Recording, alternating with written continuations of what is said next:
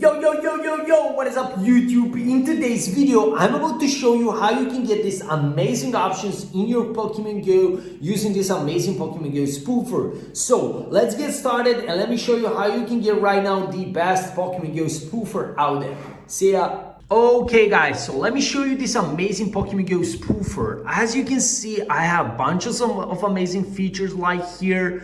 I can literally move, I can catch all the Pokemons, etc. And I'm about to show you how you can get this amazing Pokemon Go Spoofer. Head over to your browser and search for the website called GoSpoofing.com. And right here, you just click on the get button. You need to choose the platform you're using, and then you need to enter your email. Make sure that you enter the correct email because it is really important. So make sure that you enter the correct one because sometimes they ask you to verify your email. So enter the one that you're actually using. Click on the continue button and then preparing your download. And right after that, you just click on I'm not a robot and continue to download, and boom, Spoofer successfully implemented.